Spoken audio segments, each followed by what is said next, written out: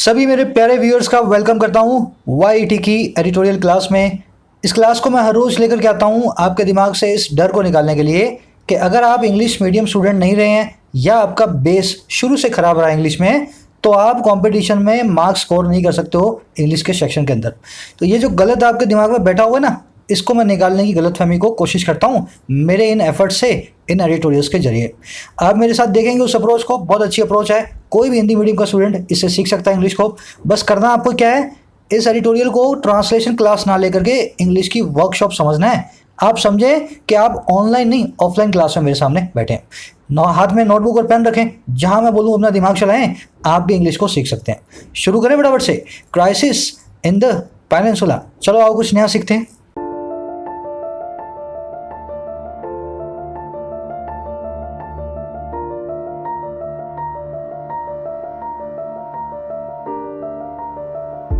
कह रहे crisis in peninsula, आफत क्राइसिस आ गया है पेनिनसुला के अंदर, प्रायद्वीप के अंदर। क्राइसिस तो आप समझ गए ना, तूफान आफत को बोलते हैं अपने क्राइसिस। पेनिनसुला का मतलब होता है प्रायद्वीप, एक लैंड की ऐसी टेरिटरी जो तीन तरफ बॉर्डर से घिरी हो। समझ गए ना, चारों तरफ बॉर्डर नहीं, सिर्फ तीन तरफ बॉर्डर हो, आपके पास सिर्फ एक रास्ता हो लैंड से मिलने का, उसको कहेंगे पेनिनसुला। समझ गए। जैसे अपनी सदर्न पेनिनसुला है, केरला, कर्नाटका, तमिलनाडु, है ना, ये सारे के सारे एरिया जो है ना, तीनों तरफ सी से जुड़े हुए हैं, पानी से घिरे हुए हैं। एक ही रास्ता जाता है बाकी इंडिया से इनको मिलाने के लिए। तो कह रहे किसी पेनिनसुला में आ गया है आफत, आ गई है क्राइसिस। अब देखते कौन आया और कौन लेकर के आया आफत को। कह रहे US should not give up efforts to bring the Korean talks back on track. कह रहे जो अमेरिका है ना, द US, इसको गिव अप नहीं करना चाहिए, इसको बिल्कुल भी हार नहीं माननी चाहिए, सरेंडर नहीं करना चाहिए उन एफर्ट्स को, उन कोशिशों को जो कि ब्रिंग करने की है, लाने की हैं कोरियन टॉक्स को, कोरियन कंट्रीज के बीच की बातचीत को। और कहाँ पे? बैक ऑन ट्रैक, फिर से ट्रैक के ऊपर। तो कह रहे अमेरिका को बिल्कुल भी हार नहीं माननी है उन एफर्ट्स के आगे, जो एफर्ट्स कोरियन कंट्रीज के बीच की टॉक को फिर से ट्रैक पे लाएंगे, फिर से इनके बीच की बिगड़ी हुई बात को बनाने की कोशिश करेंगी। समझ गए सेंटेंस को। अब थोड़ी हिस्ट्री देखेंगे अपनी, इसकी थोड़ी सी समरी देखेंगे तो आपको हिस्ट्री मालूम चल जाएगी। पहले एक काम करते हैं, ये पूरा जो हमने अभी तक देखा ना, इसमें से हम थोड़ी सी ग्रामर को बाहर निकालते हैं। शुरू करें, चलो। क्राइसिस, ऐसे पांच अपने पास, पांच, 1 2 3 4 5 अपने पास नाउन्स हैं जिनका प्लूरल बनाना हो तो आप ऐसे नहीं बना सकते। जैसे क्राइसिस एक है तो क्राइसिस, और अगर बहुत सारे हैं तो क्राइसिस, ऐसे बनाओगे ना, क्राइसिस क्राइसिस, है ना। देखो इनका प्लूरल पांचों का ऐसा बनता ही नहीं है। इन पांचों की निशानी क्या है? इनके लास्ट में IS आ रहा है ना। अब इनका प्लूरल कैसे बनेगा? आप लास्ट के I को E में चेंज कर दें। क्राइसिस मतलब एक क्राइसिस, क्राइसिस मतलब बहुत सारे क्राइसिस। दोनों को क्राइसिस बोलेंगे, पर इसमें ES है और इसमें IS है। ये बताता है सिंगुलर को, ये बताता है प्लूरल को। थीसिस का क्या बनाऊंगा? थीसिस, है ना। सब लोग आप भी बना करके देखो, अपने दिमाग में बना करके देखो। बेसिस का क्या बनाऊंगा भाई? एक चीज है तो बेसिस, एक बेसिस, बहुत सारे आधार हैं तो बहुत सारे बेसिस। थीसिस होती है किसी चीज़ पे आप बहुत सारी स्टडी करते हो ना, PhD करते हो तो आप थीसिस बनाते हो उस पर। एनालिसिस होता है विश्लेषण, अगर एक एनालिसिस है तो आपने एक एनालिसिस किया। अगर आपने बहुत सारे एनालिसिस किए ना बहुत सारी चीज़ों पे, तो होंगे एनालिसिस, इसमें Y लगा देना। एक्सिस होता है एक एक्सिस, एक्सिस जानते हैं ना, Y एक्सिस, X एक्सिस, बहुत सारे हैं, दोनों हैं तो एक्सिस। चलो आगे बढ़ते हैं। पेनिनसुला, अब फटाफट है ना, इसकी स्पेलिंग मुझे बताओ आप क्या होती है। पेनिनसुला की क्या स्पेलिंग इन चारों में से सही है? बहुत ही कंफ्यूजिंग स्पेलिंग है इसकी, सभी कोशिश करेंगे चारों में से ABCD में से सही स्पेलिंग मुझे बताएंगे। चलो, सही स्पेलिंग होती है पेन वाला पेनिनसुला, और इसमें एक्चुअल में आप कई बार लोग हैं ना ऐसे ही बना के आते हैं, पेनिसुला, पेनिसुला, है ना। बोलने में भी लोग ऐसे बोलते हैं पेनिसुला, एक्चुअल में क्या है ये? पेनिनसुला है, पेनिनसुला। समझ गए ना, इंसुलर है, अलग हुई पड़ी है, पर पेन है, सबसे अलग नहीं हुई। समझ गए ना, कुछ इसकी रूट इस तरह से बनी हुई है। तो इसमें आप शुरू में PEN रखें और इनसुला रखें, इंसुला ना कि इसुला। तो ऐसे इसकी स्पेलिंग बनती है, जरूर से ध्यान करें। तो आ जाओ टाइटल पैराग्राफ में। गिव अप करना मतलब किसी चीज के सामने घुटने टेक देना। गिव अप को आप गिव इन भी बोलते हैं, दोनों फ्रेजल वर्ब्स का मतलब एक ही है, गिव इन करना या गिव अप करना। और इसको आप केव इन भी बोलते हैं, इसका मतलब भी होता है किसी के सामने घुटने टेक देना। एक इसके सामने है, बहुत ही अच्छी इडियम है गिव अप करने के लिए, throw in the towel. Throw in the towel का मतलब क्या होता है? आपने एक मुक्केबाजी के मैच के अंदर अपना टॉवल ड्रिंक के अंदर फेंक दिया। टॉवल फेंकने का मतलब क्या है भाई, अब मैं गया थक, अब मुझे और मत मारो, हार मानता हूँ अपनी, अब मुझे तुम छोड़ दो, मैं सरेंडर करता हूँ। समझ गए ना। थ्रो इन द टॉवल का मतलब क्या होता है, किसी जगह पे आप सरेंडर कर दें, जैसे एक मुक्केबाजी के मैच के अंदर आप टॉवल फेंक करके करते हैं। इसका एक बहुत उल्टा है, बहुत उल्टी इसकी एक इडियम है, देख करके बहुत लोग कंफ्यूज होते हैं। देखना, थ्रो डाउन द ग्लोव या थ्रो इन द हैट। इन दोनों का मतलब क्या होता है, आपने किसी को चैलेंज दिया है, गिव अप नहीं किया, आपने अपना ग्लव था अपने हाथ में, नीचे फेंक करके बोला आओ मेरे साथ लड़ने कौन आता है। समझ गए ना। इसी से रिलेट करना, टॉवल फेंक करके तो आपने बोल दिया मैं थक गया, ग्लव फेंक करके आपने बोला आओ कौन सा आता है मेरे साथ लड़ने के लिए, है ना। तो आप किसी को चैलेंज कर रहे हो। थ्रो इन द हेड का मतलब भी क्या होता है, कंपटीशन था उसके बीच में आपने अपनी हेड फेंक दी, बोला मैं आ रहा हूँ वहाँ पे, मेरी हेड पहुँच गई है, अब पीछे पीछे मैं भी आऊँगा। समझ गए ना। इसका मतलब है दोनों का किसी को चैलेंज करना। थ्रो इन द टॉवल का मतलब है किसी के सामने सरेंडर करना, केव इन करना, गिव इन करना और गिव अप करना। अब एक आपसे मेरे सवाल है बहुत बढ़िया, गिव आउट फ्रेजल वर्ब का मीनिंग आप मुझे बताएंगे। ये मैंने खबरी पे करवाए हुए सारे के सारे, जो लोग खबरी पे मुझे फॉलो करते हैं अच्छे से जानते होंगे गिव आउट इस फ्रेजल वर्ब को आप कैसे यूज करेंगे। सभी कोशिश करेंगे फिर मैं आपको बताता हूं। चलो इन सेंटेंसेस के जरिए देखते हैं इसका मतलब क्या होता है।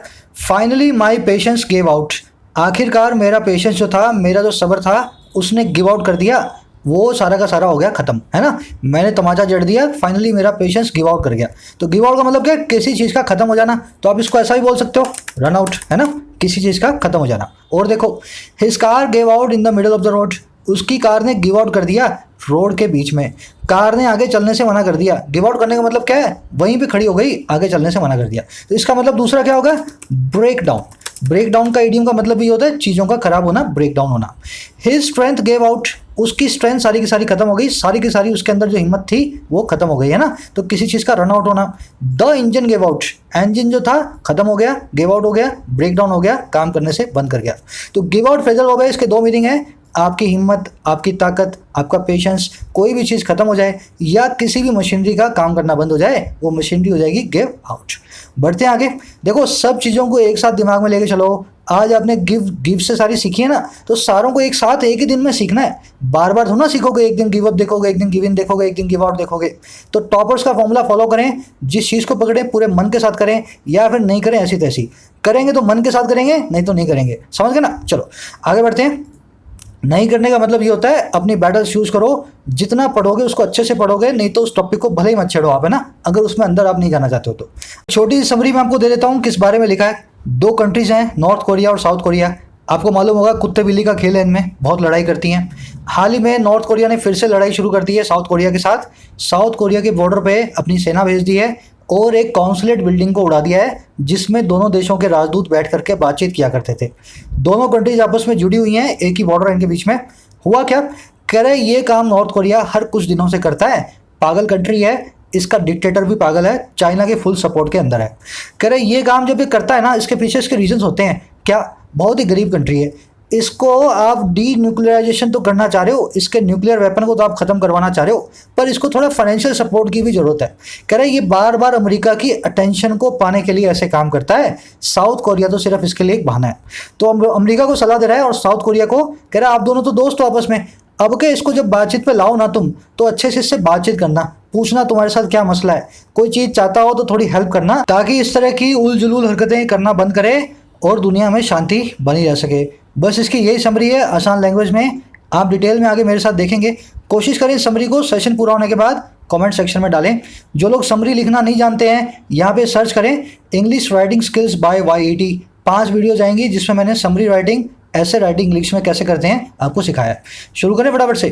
कह रहा है by blowing up a joint liaison office on the border with South Korea and threatening to deploy troops along the demilitarized zone, North Korea is back to what it is best at, aggressive posturing with the threat of war। कह रहे blow up करके, blow up करना किसी चीज़ को उड़ा देना, है ना, धमाके के साथ। कह रहा बॉम्ब से उड़ा के, ब्लो अप करके, बाय लगा के बता रहा है इस काम को करके। और कैसे, किस चीज़ को, एक जॉइंट लाइसेंस ऑफिस को, ऐसे ऑफिस को जो दोनों के बीच में कोऑर्डिनेशन लाइसेंसिंग का काम करता था, इंटरमीडिएटरी ऑफिस था। और कहाँ पे था ये? ऑन द बॉर्डर, बॉर्डर पे था। और किसके साथ? साउथ कोरिया के साथ। कह रहे एक तो इस काम को करके, ब्लो अप को करके। अच्छा, दूसरा काम, थ्रेटन करके, चुनौती देके, डिप्लॉय करने को, काम पे लगा देने को ट्रूप्स को, फौजियों को। और कहाँ पे? डी मिलिटराइज जोन से, ऐसे जोन में जहाँ पे मिलिट्री हमने पहले से डिसाइड किया हुआ नहीं रहेगी, डी मिलिटराइज्ड जोन। तो कह रहे ये दोनों काम करके, है ना, ब्लो अप करके बिल्डिंग को, और ऐसी चुनौती दे के, ऐसी धमकी दे करके। हुआ क्या? कह रहे नॉर्थ कोरिया जो है ना, वो बैक है, फिर से आ गया वापस। और किस काम पे? तू लगा के बता रहा है, what it is best at, जिसमें ये सबसे अच्छा है। ये कह रहे वो फिर से अपनी उतर आया है जिसमें वो सबसे अच्छा है। और वो अपनी कौन सी है? इसकी अग्रेसिव पोस्चरिंग, जो बड़े अग्रेशन के साथ पोस्चरिंग है, दांव पेच है। और कैसे? With the threat of war, war की धमकियों के साथ। सेंटेंस एक बार रिपीट करता हूँ, बहुत अच्छी ग्रामर है इसकी। पहले सेंटेंस समझ लें। उड़ा के एक जॉइंट लॉजिस्टिक ऑफिस को बॉर्डर पे साउथ कोरिया के साथ, और थ्रेटन करके कि मैं ट्रूप्स को लगा दूंगा, डिप्लॉय कर दूंगा डी मिलिटराइज जोन में, ऐसे जोन में जहाँ पे हमने मिलिट्री नहीं लगाते। कह रहा है ऐसा काम करके नॉर्थ कोरिया फिर से बैक टू द पवेलियन है, फिर से आ गया है लाइम लाइट के अंदर। कह रहा है उस काम पे आ गया है जिसको ये सबसे अच्छे तरीके से करता है, what it is best at. अब देखो वो काम कौन सा है? एग्रेसिव पोस्चरिंग करने का, बहुत अच्छे से दांव पेच लगाने का, मैन्यूवरिंग करने का। और कैसा? एग्रेसिव, पूरे एग्रेशन के साथ। और कैसे?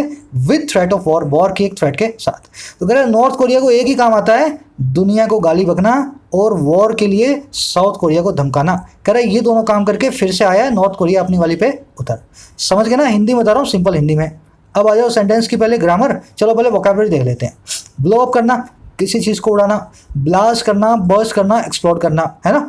ये ब्लास्ट ब्लास्टेड ब्लास्टेड होता है, एक्सप्लोड एक्सप्लोडेड एक्सप्लोडेड होता है, बर्स्ट जो है ना बर्स्ट, इसकी तीनों फॉर्म्स एक जैसी हैं। तो बर्स्टेड बस्टेड मत लिखाना कभी भी। बर्स्ट की V1, V2 और V3 तीनों बर्स्ट ही होती हैं। समझ गए ना? तो ध्यान रखें बर्स्ट नाम की वर्ब को। लाइजन मतलब दोनों के बीच का प्यार मोहब्बत, दोनों के बीच में थोड़ी सी जो क्या बोलूँगा उसको, कोऑपरेशन कहते हैं लाइजन। पोस्टरिंग होती है मैन्यूवर करना, दांव पेच खेलना। North Korea loves to bark at the world, पूरी दुनिया में यही मैन्यूवर करता है, यही दांव पेच खेलता है वो। मैन्यूवर की स्पेलिंग को ध्यान रखें, दो स्पेलिंग्स होती हैं। पहले तो स्पेलिंग देख लो इसकी, बीच में क्या आ रहा है? मैन के बाद OEUVER, बहुत ही टेढ़ी स्पेलिंग है, निहायत टेढ़ी स्पेलिंग है इसकी, है ना, ध्यान से देखना। एक नीचे वाली स्पेलिंग है, इसमें ओ नहीं आ रहा, नीचे वाली अमेरिकन है, ऊपर वाली ब्रिटिश है। अपने चलती है ब्रिटिश वाली, तो अपने इस वाली स्पेलिंग को याद रखेंगे जिसमें ओ आ रहा हो। तो MANOEUVER मैन्यूवर। अच्छा अब आ जाओ इसके अंदर ग्रामर कॉन्सेप्ट अपना आज का सबसे अच्छा वाला। देखो इसने दो काम किए, कौन कौन से? ये ब्लो अप कर गया इसको और थ्रेटन कर गया इसको, और साथ में इस बैक, ये वापस भी है ना, पवेलियन पे आ गया। अब इसको समझा कैसे जाए, ये तीनों काम एक साथ कैसे हो रहे हैं, ध्यान से देखना। Stomping his feet on the ground, the child refuse to eat lunch. Stomp करके, पटक करके अपने पैरों को ग्राउंड पे, जमीन पे पांव पटक करके चाइल्ड ने रिफ्यूज़ कर दिया खाने के लिए लंच को। हुआ क्या यहाँ पे? मेन काम है चाइल्ड के रिफ्यूज़ करने का लंच को, साथ में एक साइमल्टेनियस दूसरा काम हो रहा था जो कि था ज़मीन पे पैर पटकने वाला, है ना। लड़के ने ज़मीन पे पैर पटके साथ ही साथ रिफ्यूज़ कर दिया, दोनों काम हो रहे हैं साइमल्टेनियस। अब आपके पास चॉइस होती है यहाँ पे, चाहे तो आप इस काम को यहाँ रख दो, चाहे आप इस काम को यहाँ रख दो। एक काम को वर्ब के ING फॉर्म बना के प्रेजेंट पार्टिसिपल फ्रेज बना दो और दूसरे काम को मेन वर्ब बना दो। आप ऐसे इसको बना सकते हो। आप इसको ऐसा ही बोल सकते थे, refusing to eat lunch the child stomped his feet to on the ground, ऐसा भी आप इसको बोल सकते थे। समझ गए ना? तो दूसरे काम का सब्जेक्ट कौन है? अपने आप अंडरस्टूड है, ये चाइल्ड ने ही स्टॉम्प किया फीट को ग्राउंड के ऊपर। समझे इस चीज़ को, है ना। तभी आपको आज जो है ना, इसको जो मैं कॉन्सेप्ट आपको बताना चाह रहा हूँ तभी आप समझ पाओगे। आगे देखो, stomping his feet on the ground and refusing to eat the child started crying. अब देखो यहाँ पे तीन काम कर रहा है बच्चे। पहला इसने रोना शुरू किया, साथ में दो साइमल्टेनियस काम और हुए इसने। एक तो इसने स्टॉम्प कर दिया अपने फीट को और दूसरा इसने खाने के लिए मना कर दिया। समझ गए ना? तो ये जो रिफ्यूज टू ईट लंच है ना, इसको भी मैंने साइमल्टेनियस एक्शन फ्रेज बना दिया, प्रेजेंट पार्टिसिपल फ्रेज बना दिया, मेन वर्ब मैंने तीसरे काम को बना दिया। तो आप समझ रहे हो ना, कितने भी काम आप साइमल्टेनियसली कर सकते हो, वर्ब के ING फॉर्म से उनको बताते जाओ और मेन काम बता दो एक को, जिसको रखना चाहते हो मेन वर्ब बना करके। ध्यान देने की चीज़ ये है कि यहाँ पे रोया भी बच्चा, मना भी बच्चे ने किया, और स्टॉम्प भी फीट जो है ना ग्राउंड पे बच्चे ने ही किया। तीनों का सब्जेक्ट कौन है? बच्चा। इस चीज़ पे खास ध्यान आप दें। अब देखो, अगर आप इतना समझ गए तो आज का मेन कॉन्सेप्ट आप समझ जाओगे। अब देखो इस सेंटेंस को, refusing to eat anything the father beat the adamant child. बच्चा जो कि रिफ्यूज कर रहा था कुछ भी खाने को, फादर ने बीट किया, मारा एडमेंट बच्चे को, इस जिद्दी बच्चे को। कह रहा था मैं कुछ खाऊंगा ही नहीं, तो पिता ने मार दिया इसको, है ना, थप्पड़ थप्पड़ मार दिया होगा इसके। अब हुआ क्या, इसमें गलती होगी अपने से एक, क्या गलती होगी, फादर हो गया सब्जेक्ट, बीट हो गई इसकी वर्ब, मेन वर्ब, है ना, मेन वर्ब होगी क्या, बीट। देखो मैं वही कलर दे देता हूँ आपके सामने, कंफ्यूजन ना हो। और साइमल्टेनियस एक्शन हो गया रिफ्यूज, क्या हो गया, रिफ्यूज। दिक्कत क्या होगी, रिफ्यूज जिसने किया था ना वो बच्चा था, पर यहाँ से इस सेंटेंस से क्या बन गया, फादर ने बीट किया बच्चे को और फादर ने रिफ्यूज किया खाने को। दिक्कत क्या हुई, रिफ्यूज तो किया था बच्चे ने, हमने सेंटेंस की स्ट्रक्चर कैसी बनाई है, प्रेजेंट पार्टिसिपल के हिसाब से, बीट वर्ब का सब्जेक्ट भी फादर है और रिफ्यूज वर्ब का सब्जेक्ट भी फादर है। अब करें क्या इसका, बच्चे ने किया रिफ्यूज और मारा है पापा ने। अब इन दोनों का काम एक ही कर सकते हैं आप, क्या करो आप जो फादर है ना, फादर, इसकी जगह सही सब्जेक्ट ले आओ, ताकि रिफ्यूज वर्ब को सही सब्जेक्ट मिल जाए, इस प्रेजेंट पार्टिसिपल को सही इसका जो है ना सब्जेक्ट मिल जाए। कैसे बनेगा वो, मैं ऐसे करूंगा, the child was beaten by the father। ठीक है ना। अब देखो चाइल्ड हमारा सब्जेक्ट बन गया, मारा गया, पीटा गया बाप के द्वारा, by the father, adamant child बोल देना, यहाँ पे एडमेंट लगा लेना चाहे, और इसी ने रिफ्यूज किया था खाना खाने से। अब देखो जब मैंने ये काम नहीं किया था ना, तब तक ये refusing to eat something anything था ना, जो इसको हम कहते हैं डैंगलिंग मॉडिफायर, क्योंकि इसका सब्जेक्ट जो आप इमेजिन कर रहे हो एक्चुअल में इसका सब्जेक्ट वो है ही नहीं। ये एक ऐसा मॉडिफायर है जिसका कोई सब्जेक्ट नहीं है, डैंगल कर रहा है, लटक रहा है, आवारा घूम रहा है। समझ गए ना। अब एक सेंटेंस और दिखाता हूँ, जिनको समझ नहीं आया उससे और अच्छे तरीके से समझ जाओगे वो। Pulling his hamstrings the rest of the inning remained very difficult for the batsman. Pull करते हुए अपनी हैमस्ट्रिंग को, बाकी की बची हुई इनिंग थी वो बन गई या रिमेंड हुई बहुत ही मुश्किल बैट्समैन के लिए। कभी कभी बैट्समैन अपनी हैमस्ट्रिंग पुल कर देता है ना, उसके बाद उसको खेलना बहुत मुश्किल हो जाता है। तो सेंटेंस में तो हम यही कहना चाह रहे हैं भाई, हैमस्ट्रिंग पुल करने के बाद इनिंग बहुत मुश्किल होगी बैट्समैन के लिए। दिक्कत क्या होगी, अभी इसकी पार्सिंग करता हूँ। रेस्ट ऑफ द इनिंग हो गया हमारा सब्जेक्ट, रिमेंड होगी क्या हमारी वर्ब, हमारा सब्जेक्ट कौन है, रेस्ट ऑफ द इनिंग, और पुलिंग नाम का प्रेजेंट पार्टिसिपल है, बाय डिफॉल्ट इसका सब्जेक्ट भी हो गया रेस्ट ऑफ द इनिंग, क्योंकि मेन वर्ब का जो सब्जेक्ट होगा वही हमारे पार्टिसिपल फ्रेज का सब्जेक्ट होगा। तो हुआ क्या, the rest of the inning है ना, इसी ने पुल कर दी अपनी हैमस्ट्रिंग। यार क्या पारी अपनी हैमस्ट्रिंग को पुल कर सकती है, नहीं कर सकती। एक्चुअल में पुल करने वाला था बैट्समैन। अब देखो इस सेंटेंस को सही बनाना पड़ेगा, ये डैंगली मॉडिफायर है, इसको आपको सही करना है। कैसे करूंगा, मैं ऐसे बोलूंगा, the batsman completed rest of the innings, ये रेस्ट ऑफ द इनिंग्स तो पढ़े रहने दो यहाँ पे,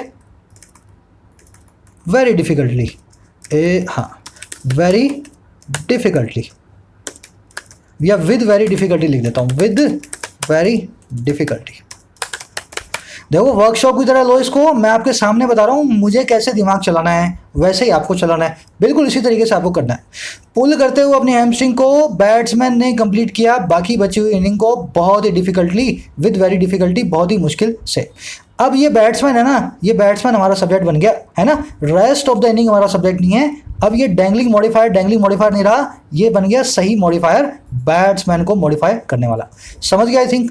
देखो कल मेरा प्लान है 2 वीडियोस करने का, एक वीडियो ऑलरेडी रिकॉर्ड हो चुकी है एडवांस जीरेंट पे, और एक वीडियो मुझे रिकॉर्ड करनी बाकी है, प्रोबेबली मैं आज रात में रिकॉर्ड कर लूँगा। दोनों वीडियोज़ अगर आएंगी तो एक सुबह में और एक शाम में, अगर एक आई तो वो शाम में आएगी, तो शाम वाली तो जरूर ही आनी है वीडियो शाम को 5 बजे, है ना। तो आप उन वीडियोस के अंदर इस डैंगलिंग मॉडिफायर को अच्छे से आप समझोगे, है ना। आज मैंने आपकी भूमिका बांध दी है, डैंगलिंग मॉडिफायर क्या होते हैं थोड़ा सा आपको इंट्रोडक्शन दे दिया है। कल तो आप डिटेल में मेरे साथ आधे घंटे के अंदर ग्रामर की वीडियो के अंदर सीखेंगे, है ना। कोशिश करेंगे फटाफट से इसको रिपीट करके अपने आप को तैयार करें डैंगलिंग जेरेंट के लिए कल, है ना, कल आने वाला है।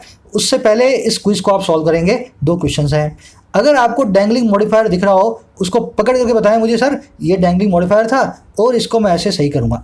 सही करेंगे, आप ही करने वाले हैं, आप ही को करना है एग्जाम में भी। डैंगलिंग मॉडिफायर पकड़ो और उसको सही करो। कमेंट्स में आंसर डालना, हर रोज अपडेट कर रहा हूँ कमेंट में। फर्स्ट कमेंट में मेरे आंसर आपको कुछ घंटों के बाद मिल जाएगा। एक हंसी की बात बताता हूँ मैं आपको, ज़्यादातर आप कोर्सेज ज्वाइन करोगे ना इंग्लिश के, या आप किसी एकेडमी में जाओगे कोचिंग सेंटर में, ये टॉपिक कवर ही नहीं होता डैंगलिंग मॉडिफायर का। और इस पे बहुत सारे क्वेश्चंस हैं, आप किरण की किताब उठाना, मॉडिफायर के क्वेश्चन बहुत सारे मिलेंगे पिछले 10 साल के अंदर, बावजूद इसके अच्छे तरीके से कवर नहीं कर पाते लोग। अच्छा, क्यों कवर नहीं करते? थोड़ा सा लॉजिक नहीं लगाते इसमें, इसलिए टीचर्स को भी मुश्किल लगता है समझाना। बच्चों को समझाएं कैसे हम? अगर मैं आपको लॉजिक से समझा रहा हूँ ना, तो देखो आप कितना ईजी है लॉजिक से समझना किसी भी चीज़ को। इस चीज़ को अप्रिशिएट करें, लॉजिक के साथ किसी भी चीज़ को समझा जा सकता है, चाहे वो बुक्स के अंदर भी अच्छे से ना समझाया हो। अगर आपके पास लॉजिक है तो आप समझ सकते हैं। बढ़े आगे, चलो।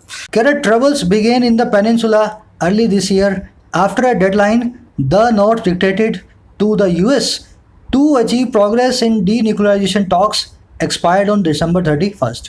कह रहे ट्रबल्स जो थी ना, तूफान जो था, परेशानियां जो थी, बिगेन वो शुरू हुई कहाँ पे? इस पेनिनसुला में, इस प्रायद्वीप में। अच्छा, कब? इस ईयर की अर्ली में, इस साल की शुरुआत में। अच्छा, किसके बाद हुई? कह रहा आफ्टर, इस बात के जब एक डेडलाइन जिसको नॉर्थ कोरिया ने डिक्टेट किया था, साफ साफ बताया था अमेरिका को, यूएस को, अचीव करने की, पाने की, प्रोग्रेस को, डीन्यूक्लियराइजेशन टॉक्स की। कह रहे जब ये डेडलाइन है ना, एक्सपायर हुई December 31 को, तो कह रहे इसके एक्सपायर होते ही ट्रबल शुरू हो गई थी इस जो है ना साल की शुरुआत में नॉर्थ कोरिया के अंदर। देखो, डेडलाइन का मतलब होता है आखिरी डेट, है ना। एग्जाम की डेडलाइन क्या होती है? जिस पे आप जो है लास्ट डेट होती है फॉर्म को भरने की, डेडलाइन बोलते हैं इसको। डिक्टेट करने का मतलब होता है किसी चीज़ को साफ साफ बोलना, कमांड के तौर पे, गाइड के तौर पे, एक रूल के तौर पे ना। किसी को पूरी अथॉरिटी के साथ कोई चीज़ आप बोलते हैं तो आप उसको क्या करते हैं? डिक्टेट। डिक्टेट से ही वर्ड बना डिक्टेटर, ऐसा आदमी जो तानाशाह हो, हर चीज़ को आपको डिक्टेट करे, कमांड करे, हर चीज़ पे अपनी जो है चलाए। डीन्यूक्लियराइजेशन टॉक्स वो टॉक्स हैं जिसमें नॉर्थ कोरिया के न्यूक्लियर वेपन्स को डी किया जाएगा, उनको ख़त्म किया जाएगा। तो ये टॉक्स हो रही हैं अभी नॉर्थ कोरिया के साथ, जिसमें इसके न्यूक्लियर वेपन्स को अमेरिका ख़त्म करने की कोशिश कर रहा है। बढ़े आगे, कह रहे North Korea has conducted missile test this year sending war signals to Seoul and Washington. North Korea ने कंडक्ट किए हैं मिसाइल के टेस्ट इस साल, सेंड करते हुए, भेजते हुए वार्निंग के सिग्नल को साउथ कोरिया की राजधानी सियोल को और अमेरिका की राजधानी वाशिंगटन डीसी को। तो दोनों को इसने ऐसा साइमल्टेनियस एक्शन सेंडिंग वाला करते हुए कंडक्ट कर डाला मिसाइल टेस्ट को। फिर से प्रेजेंट पार्टिसिपल फ्रेज आ गया है। काम तो इसने ये किया कंडक्ट करने वाला, साथ में साइमल्टेनियस कर रहा था काम दूसरा, सेंड कर रहा था वार्निंग सिग्नल्स को। समझ गए ना? अच्छा, सियोल आप जानते हैं साउथ कोरिया की जो अपनी कैपिटल है, और वाशिंगटन है अमेरिका की। नॉर्थ कोरिया की कैपिटल को बोलते हैं योंगयांग, है ना। पी साइलेंट होता है उसका, प्योंगयांग लिखा जाता है, अपने बोलते हैं उसको योंगयांग। आगे बढ़ते हैं। कह the latest crisis was triggered by anti north डिफेक्टर groups that sent out propaganda leaflets via balloons across the border. कह रहे जो सबसे नया क्राइसिस है ना, हाल का क्राइसिस है, जो तूफान है, वो ट्रिगर्ड बाय था, उसकी शुरुआत हुई थी, वो भड़का था उस एंटी नॉर्थ डिफेक्टर ग्रुप्स के द्वारा। जो ऐसे डिफेक्टर ग्रुप्स हैं, बागी ग्रुप्स हैं जो एंटी नॉर्थ है ना, साउथ कोरिया में रहने वाले लोग, नॉर्थ कोरिया से नफरत करने वाले। कह रहे लेटेस्ट क्राइसिस इन लोगों के द्वारा ट्रिगर किया गया है। कह रहे जिन्होंने सेंड आउट कर दिया, भेज दिया लीफलेट्स को, प्रोपेगेंडा वाली, मिस इन्फॉर्मेशन वाली, ब्रेन वॉशिंग वाली, और कैसे? बलून्स के जरिए अक्रॉस द बॉर्डर, बॉर्डर के पार। तो ये बॉर्डर पे खड़े हो जाते हैं, उसमें चिट्ठियाँ डालते हैं कोरियन लैंग्वेज के अंदर, और नॉर्थ कोरिया में भेज देते हैं, साउथ कोरिया से, जिसमें लिखा होता है आपका लीडर पागल है, आपके यहाँ पे न्यूज़ गलत आती है, सारी दुनिया से आपको काट के रखा गया है। हालांकि कुछ चीज़ें सही भी हैं, ज़्यादातर चीज़ें सही भी हैं, पर नॉर्थ कोरिया इन चीज़ों से भड़का हुआ है, क्राइसिस पूरा ट्रिगर हो गया। समझ गए ना? ट्रिगर करने का मतलब होता है किसी चीज़ को शुरुआत कर देना, छेड़ देना, कोज करना, इंस्टिगेट करना, इंसाइट करना, प्रोवोक करना, किसी को भड़काना। प्रोपेगेंडा क्या होता है? आपका ब्रेन वॉश करने के लिए जो इन्फॉर्मेशन मैं दूँ ना, उसको कहते हैं प्रोपेगेंडा। जरूरी नहीं है ये इन्फॉर्मेशन गलत हो सकता है अधूरी भी हो, पर प्रोपेगेंडा हमेशा नेगेटिव फॉर्म में यूज़ किया जाता है।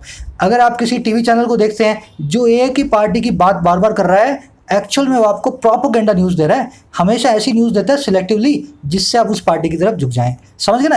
ऐसे इसको रिलेट करें इस वर्ड को। कह रहे angered by the South Korea's refusal to crack down on them, Pyongyang has severed hotlines, demolished the liaison office and is planning to deploy troops along the border. कह रहे एंगर होकर के, angered मतलब ये देखो पास्ट पार्टिसिपल है, अभी participle की वीडियो में ये भी आएगा, वर्ब की थर्ड फॉर्म भी अचानक से आई हुई V3 भी एक एडजेक्टिव का काम करती है। तो कह रहा एंगर होकर के, गुस्सा होकर के साउथ कोरिया की मनाही से, और किस चीज़ की? क्रैक डाउन करने की, सज़ा देने की इन लोगों को, जो लोग बॉर्डर पे ऐसे गुब्बारे छोड़ते हैं। कह रहे ऐसे गुस्सा होकर के जो नॉर्थ कोरिया है ना, योंगयांग जिसकी कैपिटल है, उसने काट दिया है, सेवर कर दिया है हॉटलाइंस को, और डिमोलिश कर दिया है इस लाइजन ऑफिस को, और प्लान कर रहा है डिप्लॉय करने को, लगा देने को और ट्रूप्स को, फौजियों को बॉर्डर के साथ में। तो इनकी बातचीत हुई थी कि हम हॉटलाइंस रखेंगे, एक दूसरे से बातचीत किया करेंगे, लाइजन ऑफिस रखेंगे, ट्रूप नहीं भेजेंगे बॉर्डर पे। अब ये हो गया गुस्सा हो गया और कह दिया भाई मैं तो सारे के सारे काम करूंगा, ये भी गिरा दिया, बॉर्डर पे जो है ना ट्रूप्स भी भेज दी। सेंटेंस में देखने वाली चीज़, योंग यांग की 3 वर्ब्स हैं। पहली है हैज सेवर्ड, दूसरी है डिमोलिश्ड, तीसरी है इज प्लानिंग। समझ गए ना, एक सब्जेक्ट एक से ज़्यादा वर्ब्स ले सकता है अगर बीच में वर्ब्स के कॉमा आ रहा हो या आ रहा हो एंड, ठीक है ना। तो इस तरीके से एक सब्जेक्ट को एक से ज़्यादा वर्ब्स भी आप दे सकते हैं। सेंटेंस में देखने वाला एक बहुत ही अच्छा कंफ्यूजन है, ध्यान से देखना। 2 वर्ड हैं सीवियर और सेवर। सोचो पहले, आप मुझे बताओ दोनों वर्ड्स को आप पहचानते हो या नहीं पहचानते हो। अगर पहचानते हो तो उनका मीनिंग सोचो, फिर मैं बताता हूँ दोनों फ़र्क क्या है। चलो, सेवियर का मतलब होता है बहुत खराब, आउट राइट बैड, है ना। एक्सट्रीमली बैड होता है ना, एक्सट्रीमली बैड, उसको कहते हैं सीवियर, बहुत ही खराब चीज़ है। He is in severe condition, उसकी कंडीशन बहुत खराब है ना, एक्सट्रीमली बैड। और सेवर का काम क्या होता है, किसी चीज़ को कट देना, काट देना, कट ऑफ कर देना, है ना। जब आप सेवर करते हैं किसी के साथ टाइज, आपने रिश्ते तोड़ लिए। अगर कोई बस आपके ऊपर चढ़ गई, आपके या किसी के ऊपर भी एक्सीडेंट के अंदर उसका पाँव कट गया, तो बस हैज़ सेवर्ड हिज लेग, है ना, बस ने उसका पाँव जो है काट के अलग कर दिया। तो सेवर ऑफ करना मतलब किसी चीज़ को कट ऑफ करना, काट करके अलग कर देना। एक है एडजेक्टिव, एक है वर्ब। दोनों में कन्फ्यूजन तब होती है जब इस वर्ब की सेकंड फॉर्म यूज़ होती है, थर्ड फॉर्म यूज़ होती है, उसमें ईडी लगता है। तो इसके पीछे जैसे ईडी लगता है ना, तो लोग समझते हैं ये सीवियर के आगे डी लगा हुआ है, एक्चुअल में सेवर के आगे ईडी लगा हुआ है। सीवियर एक एडजेक्टिव है, सेवर एक वर्ब है। बड़े आगे दोनों को अच्छे से नोट करें, कंफ्यूज नहीं होना आपको इनमें। Correct tensions now risk rolling back, what ever little was achieved through engagement over the past 2 years। Correct tension जो है ना, सारे के सारे तनाव हैं, अब रिस्क करते हैं, अब पूरा जोखिम उन्होंने बना दिया है। रोल बैक करने का, फिर से ले आने का, बहाल कर देने का, जो भी थोड़ा सा अचीव किया गया था, पाया गया था। और कैसे, इंगेजमेंट के जरिए पिछले 2 सालों के दौरान। तो अब टेंशन से एक ही रिस्क निकल कर के आ रहा है, जो भी थोड़ी बहुत हमने बातचीत की थी सारा का सारा रोल बैक हो जाएगा, फिर से अपनी पुरानी कंडीशन में आ जाएगा। 2 चीज़ें आई सेंटेंस पे देखने वाली। रोल बैक मतलब, मान लो गवर्नमेंट आज एक नया लॉ लेकर के आए, कल गवर्नमेंट उस लॉ के सामने अगर आप बहुत प्रोटेस्ट करो तो उस लॉ को वापस खींच ले, है ना। मान लो सीएए की बात है, आप लेकर के आई गवर्नमेंट, आपने प्रोटेस्ट किया, तो गवर्नमेंट क्या बोलेगी, looking at the protest we are rolling back the law. अब समझो, इससे रोल बैक करने का मतलब क्या है, जैसे हम लाए थे जिस रास्ते से, उसी रास्ते से वापस ले जा रहे हैं, इसको हम खत्म कर रहे हैं। तो कह रहे हैं टेंशन से अब यही होने वाला है, सब कुछ खत्म होने वाला है जो हमने अचीव किया था। समझ गए ना रोल बैक। अब एक छोटा सा कॉन्सेप्ट है, फटाफट से आप क्या करेंगे, इन दोनों सेंटेंसेस के अंदर एक ही सेंटेंस है, इसमें 2 एरर्स हैं, एक नहीं 2 एरर्स हैं। कोशिश करें मुझे 2 एरर्स बताएं, क्या एरर्स हैं, फिर मैं आपको कॉन्सेप्ट बताता हूँ। कोई भी ढीठ नहीं बनेगा, सब कोशिश करेंगे। ऑफलाइन क्लास समझना है ना, सर सामने खड़े हैं तुम्हारे, शर्म करके करना काम। चलो देखो, दिक्कत आपकी छोटी सी है, पिछला भूल जाते हो। जिन लोगों को नहीं पता ना, उनकी बारी बात कर रहा हूँ मैं। 15 दिन से, 20 दिन से, महीने से देख रहे हो, पिछला आप भूल जाते हो। हुआ क्या, कुछ वर्ब्स ऐसी हैं जो अपने बाद कभी भी इन्फिनेटिव नहीं लेती, टू इन्फिनेटिव नहीं लेती। बहुत सारी ऐसी वर्ब्स हैं, उनमें से एक वर्ब है avoid. I avoid to go नहीं होता, आईड अवॉइड गोइंग, है ना। I avoid to smoke cigarettes नहीं होता, आई अवॉइड स्मोकिंग सिगरेट्स। इनके बाद में हमेशा जीरेंड आएगा, वर्ब की आईएनजी फॉर्म आएगी इनका ऑब्जेक्ट बनके। तो you avoid to break the agreement और risk to lose the security amount, इसको आप सही कैसे करके लिखेंगे, you avoid breaking the agreement. क्यों, अवॉइड के बाद में कभी भी 2 + V1 नहीं आता, ये वर्ब ही ऐसी है। अपनी दूसरी वर्ब जो लेगी ना, हमेशा एक जीरेंड लेगी, एक ऑब्जेक्ट की तरह। तो you avoid breaking the agreement, और दूसरी वर्ब कौन सी आई है, सिर्फ रिस्क। तो रिस्क के बाद भी यही करना है, और risk losing your security amount. तो यहाँ भी अवॉइड के बाद में आईएनजी, यहाँ भी अवॉइड के बाद में आईएनजी, बस वही यहाँ पे हुआ है, रिस्क रोलिंग बैक, है ना, रोल बैक नहीं, रोलिंग बैक। अब फटाफट से आप एक काम करेंगे, ऐसी बहुत सारी वर्ब्स मैंने आपको बताई हुई है। अब आपकी छोटी सी कसौटी है, अगर आप 15 ऐसी वर्ब्स मुझे बता सकते हैं जो जीरेंड लेती है, 7, 8, 10 कोशिश करना बताने की, कमेंट सेक्शन में बताना। जो लोग बता सकते हैं they are ready to go, वो बिल्कुल सही है, उनका जो नॉलेज है इस चीज़ का। और अगर आप नहीं बता सकते हैं तो यहाँ एक वीडियो डाल देता हूँ, इस पूरे वर्ब पैटर्न की वीडियोज़ को देखना। 5, 7, 10 मिनट की 2 वीडियोज़ हैं अपने पास, दोनों को देखना टाइम निकाल के। वीडियो मैं यहाँ डाल रहा हूँ, बता सकते हैं तो मुझे कमेंट सेक्शन में बताना ऐसी और कौन कौन सी वर्ब्स हैं इस तरह से बिहेव करती हैं। आगे बढ़े, इन छोटी छोटी चीज़ों पे ध्यान नहीं दोगे, मोटी चीज़ों पे ध्यान दे दोगे, छोटी पे नहीं दोगे, तो इसमें से एरर के क्वेश्चन आपके रह जाएंगे। कह रहे South Korea's unification Mr Kim Yong Chul resigned on Friday and Seoul has also move to charge the defector groups. कह रहे इनका जो यूनिफिकेशन मिनिस्टर था ना, अब इनके एक मिनिस्टर ऐसा भी होता है जो दोनों के बीच में प्यार प्रेम को बना करके रखे। तो कह रहे साउथ कोरिया का जो मिनिस्टर था ना, उसने तो रिजाइन ही कर दिया फ्राइडे को, नौकरी छोड़ दी अपने। और सियोल जो है, साउथ कोरिया जो है, मूव कर गया है चार्ज करने के लिए, आरोप लगाने के लिए डिफेक्टर ग्रुप्स के ऊपर। तो इस पूरी घटना के बाद इसने डिफेक्टर वाले लोगों को, बागियों को पकड़ना भी शुरू कर दिया है। मिनिस्टर साहब ने रिजाइन भी कर दिया है। कर but these moves are unlikely to ease tensions as the real problem is the stall in the talks. कर लेकिन ये मूव्स है ना, हरकतें हैं, ये बड़ी अनलाइकली हैं, ज़्यादा इनसे संभावना है नहीं। अच्छा, किस चीज़ के लिए? ईज करने के लिए, आसान बनाने के लिए टेंशन्स को। अच्छा क्यों? कह रहा क्योंकि जो रियल प्रॉब्लम है वो है स्टॉल, रुकावट, टॉक्स के अंदर, बातचीतों के अंदर। तो कह रहा इनसे कुछ होगा नहीं क्योंकि आप बातचीत नहीं करते हो नॉर्थ और साउथ आपस में। कह रहा ये है मेन टेंशन का रीज़न, इनसे टेंशन ज़्यादा सही होगी नहीं इन कामों से। आगे बढ़ते हैं। कह रहे 2 years after US president Donald Trump and north Korean leader Kim Jong Un met in Singapore to discuss denuclearization, little has been achieved in that direction। कह रहे 2 साल के बाद, अच्छा किस चीज़ के? इन दोनों महान हस्तियों के मिलने के। अच्छा कहाँ पे? सिंगापुर में। अच्छा क्यों? डिस्कस करने के लिए। अच्छा किसको? डीन्यूक्लियराइजेशन को, साउथ कोरिया के न्यूक्लियर वेपन्स को ख़त्म करने को। कह रहे इस काम के 2 साल के बाद, 2 years आफ्टर, हुआ क्या? लिटिल जो है ना के बराबर जो है अचीव किया गया है, पाया गया है इस डायरेक्शन के अंदर। तो कह रहे बातचीत तो हो गई, डीन्यूक्लियराइजेशन आज तक हुआ नहीं। हुआ क्या है? अमेरिका ने बोला आप अपने न्यूक्लियर वेपन खत्म करो, हम आपको रोटी कपड़ा मकान देंगे। समझ गए ना? देसी भाषा में बता रहा हूँ मैं आपको। इसने थोड़ा बहुत किया भी, पर अमेरिका ने उसके बाद इसकी सूद ही नहीं ली। अब ये गुस्सा हो गया है ना, कह रहा मैं तो और बनाऊंगा और तुमको भी दिखाऊंगा आंख, तुमने कुछ दिया भी नहीं मुझे और बुला लेते हो खाली खाली मुझे। तो कह रहे 2 साल के बाद आज तक भी इस डायरेक्शन के अंदर कुछ हुआ नहीं, अचीव नहीं हुआ। अब आगे देखो हुआ क्या। कह रहा it is likely that the North is now trying to get back Mr Trump's attention.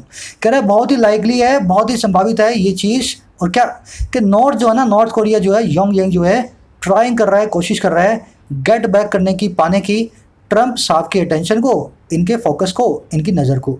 बस इसका एक ही सारा का सारा रीज़न है करने का कि ट्रंप मेरी तरफ देखे, उसको याद आए कि मेरे वादे को मैं भूल गया हूँ। समझ गए सेंटेंस को? इट के बाद में कभी भी आर ना लगाएं। डमी सब्जेक्ट होने के बावजूद अपने बाद में हमेशा इज लेता है, अनलाइक देयर। अभी देयर वाला आप आगे देखेंगे है ना। इट के बाद में कभी भी ऐसा मत समझे कि इसके बाद में जो सब्जेक्ट आ रहा है उसके हिसाब से मैं वर्ब लगाऊंगा। इट तो हमेशा अपने बाद इज ही लेगा, सिंगुलर वर्ब ही लेगा। चलो आगे बढ़ते हैं। कह रहे there were no high hopes of a quick solution to the US North Korean rivalry. It goes back to the 1950 or 53 Korean War when Mr. Trump and Mr. Kim met। अब देखो ये बहुत कंफ्यूजिंग सेंटेंस है, ध्यान से देखना।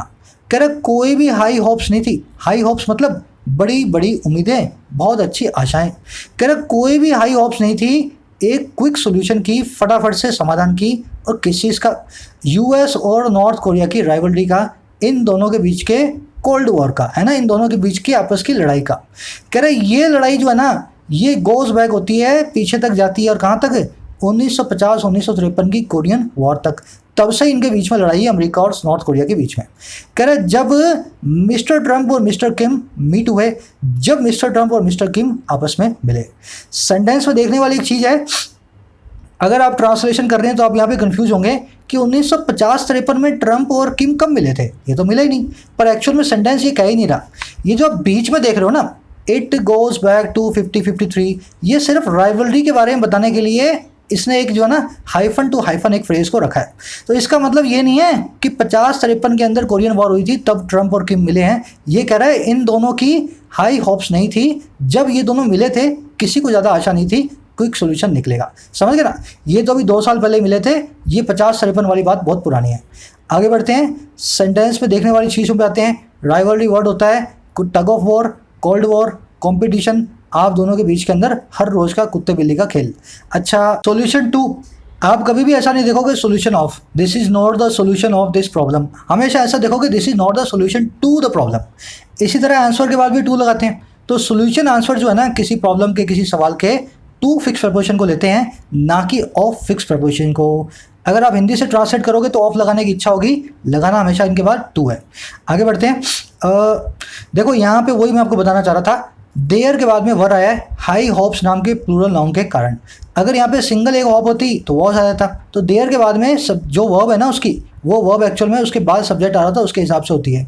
There एक dummy subject होता है। अब एक दूसरा डमी सब्जेक्ट भी है, इट, है ना, इट इज़ लाइकली। तो इट जो है ना, ये डमी सब्जेक्ट इस तरह से बिहेव नहीं करता। इसके बाद में जो वर्ब आएगी वो हमेशा सिंगुलर ही होगी, चाहे उसके बाद में एडजेक्टिव आ रहा हो, कोई नाउन आ रहा हो, कोई जो है ना कोई भी चीज़ आ रही हो, प्लूरल आ रही हो, सिंगुलर आ रही हो, इसको ही हमेशा रखना है। बढ़े आगे, करें स्टिल, फिर भी the summit was an opportunity to open a new direction in relations. कह रहे जो समिट थी, ये शिखर वार्ता थी, टॉप कॉन्फ्रेंस थी, जो मीटिंग थी, कह रहे ये एक अपॉर्चुनिटी थी, एक मौका था ओपन करने का एक नई डायरेक्शन को, नई दिशा को रिलेशंस के अंदर, इनके रिश्तों के अंदर। कह रहे बावजूद ज़्यादा होप्स ना होने के हमें ऐसा लगता था कि एक अपॉर्चुनिटी इन दोनों को मिल गई है।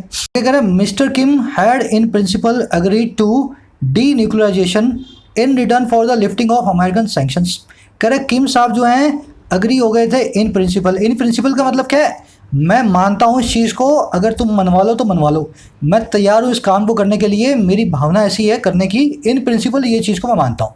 तो किम साहब जो है ना थ्योरी के बेस पे, प्रिंसिपल के बेस पे अग्री हो गए थे डी न्यूक्लियराइजेशन के लिए, अपने न्यूक्लियर वेपन्स को कम करने के लिए, इन रिटर्न फॉर, बदले में, अच्छा किसके, लिफ्ट करने के अमेरिका के सैंक्शंस को, अमेरिका के प्रतिबंधों को। तो अगर आप प्रतिबंध हटा दो मेरे ऊपर से, सैंक्शन हटा दो, रोके हटा दो, मैं इन प्रिंसिपल तैयार हूँ अग्री करने को, इस काम को मैं डी न्यूक्लियराइजेशन कर दूंगा। समझ गए सेंटेंस को। अब इसमें देखने वाला एक बहुत ही कूल कॉन्सेप्ट है वोकैबुलरी का। कुछ वर्ड्स ऐसे हैं अपने पास जिनको कहते हैं अपने ऑटो एंटोनिम्स। इनका मतलब क्या होता है, ये ऐसे वर्ड्स हैं जिनके दो मीनिंग होंगे और दोनों एक दूसरे के एंटोनिम होंगे। सिंगल वर्ड, दो मीनिंग और दोनों के एक दूसरे के अलग अलग एंटोनिम, है ना, दोनों एक दूसरे के एंटोनिम। जैसे सैंक्शन का मतलब होता है किसी को मंजूरी, और दूसरा सैंक्शन का एक मतलब होता है प्रतिबंध। तो मंजूरी और प्रतिबंध दोनों इसके जो है ना मीनिंग है, और दोनों आपस में एंटोनिम्स है। तो ये हो गया self antonym words, auto antonym words, है ना। इसी तरह सैंक्शन की तरह मिस भी है, ओवरलुक भी है, फास्ट भी है, स्ट्राइक भी है। आज मैं आपको छोटा सा टास्क देता हूँ। जैसे मिस होता है, मिस मतलब किसी को याद करना। दूसरा, आप किसी चीज़ को मिस करते हो तो आप उस चीज़ को नज़रअंदाज कर देते हो। ही मिस्ड मी, है ना, या ही मिस्ड द बस, वो बस को भूल गया, है ना, मिस कर गया, और उसने मुझे मिस किया तो मुझे याद किया। तो याद भी करते हो मिस से और भूल भी जाते हो किसी चीज़ को।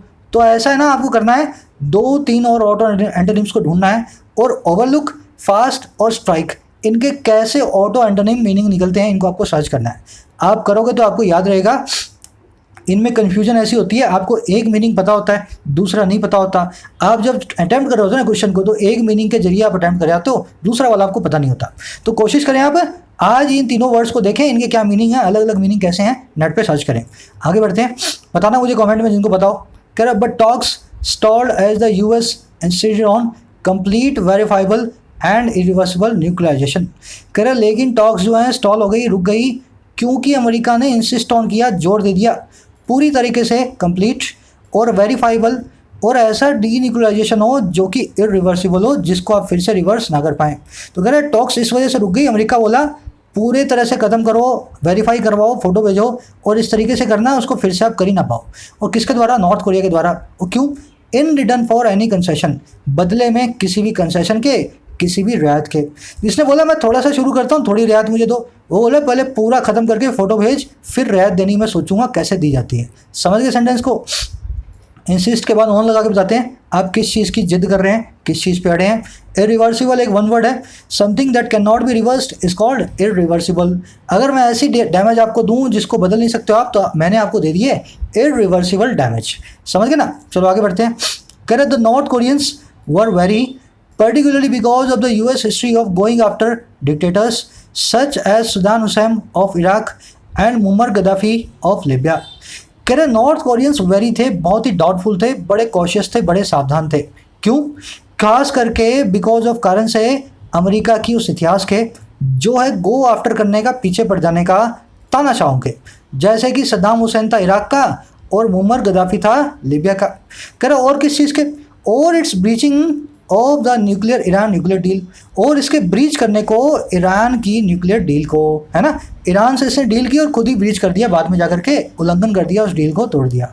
तो कह रहे नॉर्थ कोरियंस को इस चीज़ का बड़ा डाउट था अमेरिका पे, तो कभी भी इन्होंने अपने न्यूक्लियर वेपन्स को इस चक्कर में ख़त्म ही नहीं किया कि आप तो बाद में भी डिक्टेटर्स को पकड़ लेते हो ना, तो आपसे जो है हम आप पे बिल्कुल विश्वास नहीं करेंगे। सेंटेंस में देखने वाली चीज़ों पे आए, वेरी मतलब कॉशियस, डाउटफुल, किसी चीज़ पे आपको बहुत सारा शक हो, शंका हो। ब्रीचिंग, अब ध्यान देना इस वर्ड पे। आपको मैंने पिछले जेरेंट की वीडियो में बताया था, जेरेंट अपने हमेशा पहले पजेसिव एडजेक्टिव या पजेसिव नाउन लेगा एज अ सब्जेक्ट, है ना। लास्ट वीडियो का कॉन्सेप्ट था अपना, उसी कॉन्सेप्ट को कल की वीडियो में आगे बढ़ाने वाला हूँ। आप पहले फटाफट से इन दोनों के अंदर इस फॉर्मूला को लगा के देखेंगे सेट बैठ रहा है नहीं बैठ रहा। फिर आप जो है अगर सेट नहीं बैठ रहा ना तो उस वीडियो को फिर से देख लेना, क्योंकि कल की वीडियो में एडवांस जेरेंट है, बहुत ही एडवांस्ड है, पर सिंपल लैंग्वेज में बता रहा हूँ। तो पहले अपने आप को टेस्ट करें, आपने सीखा है नहीं सीखा, फिर अपने आगे बढ़ते हैं। दोनों सेंटेंस में कुछ एरर है, ढूंढे फटाफट से इसको। चलो, she is not happy with Manish shouting loudly. वो हैप्पी नहीं है मनीष के शाउट करने से तेज। उसको मनीष का शाउट करना जो है ना तेज है, बड़ा पसंद नहीं है। अब देखो इसमें दिक्कत क्या है, शी इज़ नॉट हैप्पी तो ठीक है, विद मनीष भी ठीक है। अगर ये सेंटेंस सिर्फ इतना होता ना, she is not happy with Manish, Manish से वो खुश नहीं है, तो वो ठीक होता। पर ये शाउटिंग लाउडली है ना, इससे चीज़ें गई बदल। अब इसका मतलब क्या हो गया, वो हैप्पी नहीं है मनीष से। अच्छा, कौन सा मनीष? जो शाउट करता है लाउडली। तो वो 5 मनीष को जानती है, एक उसका बॉयफ्रेंड है, एक उसका पड़ोसी है, एक उसका भाई है, एक उसके स्कूल में पढ़ता था, एक उसके कॉलेज में है, समझ गए ना। तो 5 में से उसको वो मनीष पसंद नहीं है जो शाउट करता है लाउडली। इस सेंटेंस का मतलब बना ये, क्योंकि अगर हैप्पी वो मनीष के साथ नहीं है ना, तो मनीष हमारा ऑब्जेक्ट है इस हैप्पी इस विद प्रपोजिशन का, और शाउटिंग यहाँ पे एडजेक्टिव की तरह काम करेगा मनीष के लिए। अब ये सेंटेंस गलत हो गया। एक्चुअल में तो मनीष के शाउट करने से जो है ना खुश नहीं है, मनीष तो एक ही है, कहना तो मतलब यही ना हमारा। अगर ऐसा है तो ये शाउटिंग हमारा ऑब्जेक्ट है, मनीष जो है ना, मनीष इस ऑब्जेक्ट का जीरेंट का सब्जेक्ट है, इसको हम पॉजिटिव केस में लिखेंगे मनीषिस, है ना। She is not happy with Manishi's shouting loudly. अब देखो यहाँ पे हिसिंग साउंड आ रही है, तो आप इस एस को निकाल सकते हैं, इस अपोस्ट्रोफी को खाली को रख सकते हैं। अगला देख लो, he does not mind his wife shouting loudly. उसकी 5 वाइफ्स हैं, उसमें से वो वाली वो माइंड नहीं करता जो बहुत तेज़ी से चिल्लाती है ना। बाकी 4 तो उसको बहुत अच्छी लगती हैं, एक जो है ना, बाकी 4 तो उसको बहुत ख़राब लगती हैं, एक जो बहुत चिल्लाती है ना, उसको बिल्कुल भी वो माइंड नहीं करता है। यही मतलब है क्या इसका?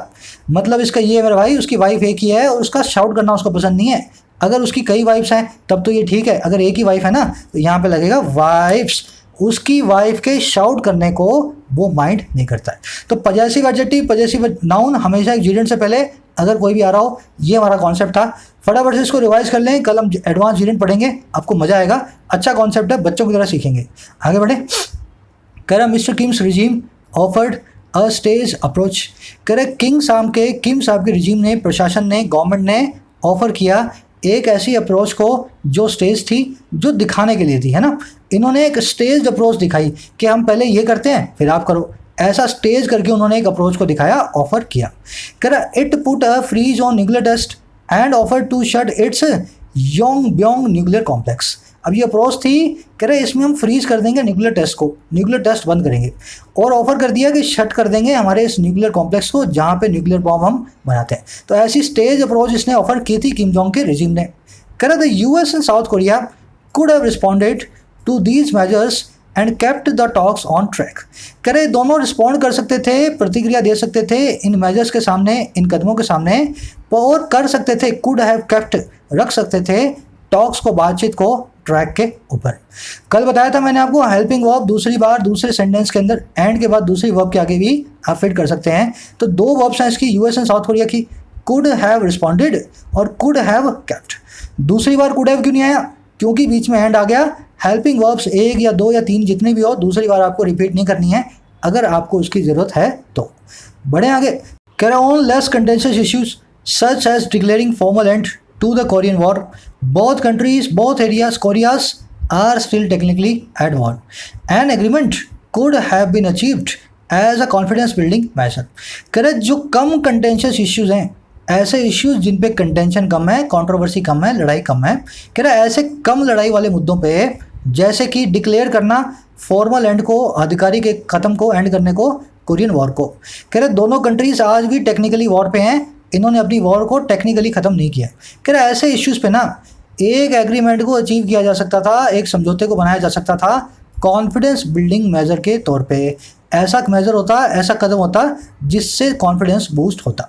तो कह रहे ये तो मुद्दे ऐसे थे जिनको आप सीधे सीधे ख़त्म कर सकते थे एग्रीमेंट करके, ये भी नहीं किया आपने। समझ गए सेंटेंस को? कह रहे but that road was not taken. कह रहे लेकिन रास्ता ये पकड़ा ही नहीं गया कभी। इस रोड को कभी टेक किया ही नहीं गया, इस पे कभी कोई चला ही नहीं, है ना। कह रहा वर्स, इससे भी बुरा, the US and South Korea went ahead with their joint military exercise.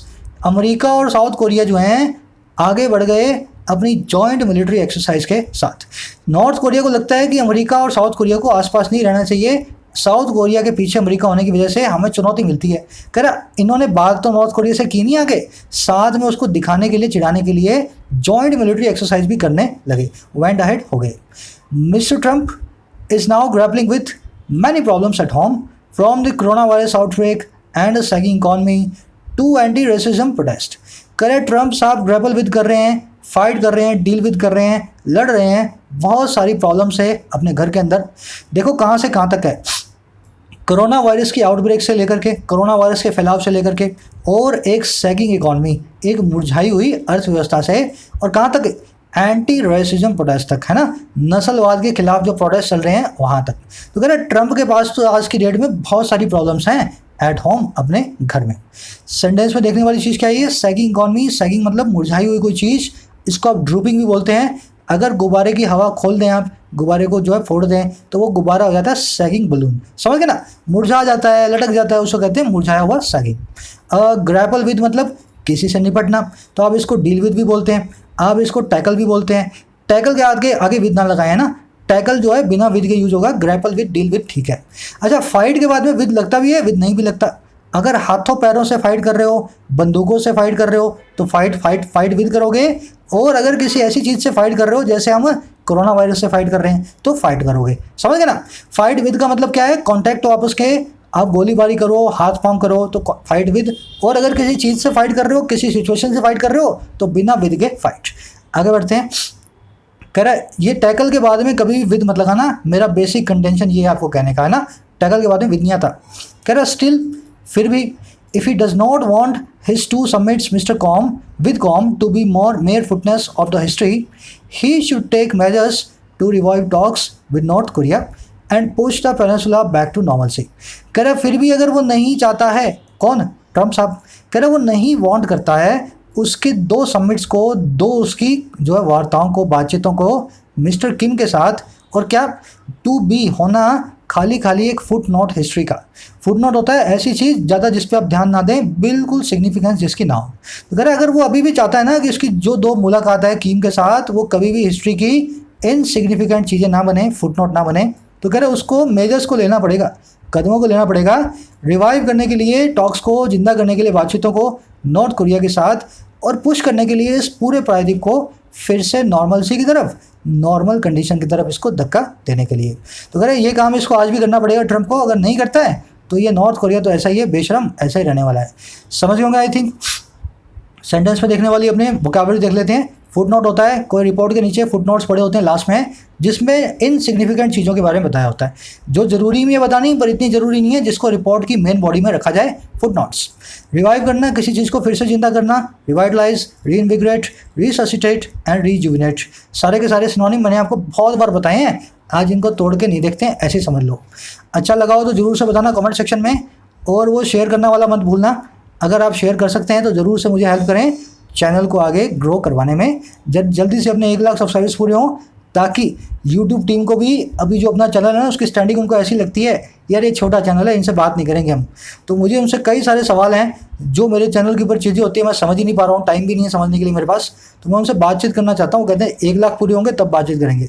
मिलूंगा कल फिर से, कल की वीडियो के अंदर एक वीडियो जरूर आएंगी, प्रॉबेबली कल 2 वीडियो भी आएंगी, है ना। कोशिश मेरी रात में यही है, 1 वीडियो रात में बनाऊंगा मैं, पूरे वीक का बूस्टर हो जाएगा वो, है ना। वोकैबुलरी, सारे ग्रामर रूल सबके सब एक वीडियो के अंदर क्विज के जरिए अपने रात में करेंगे। इजाज़त दें मुझे, अगली वीडियो के लिए साइनिंग आउट।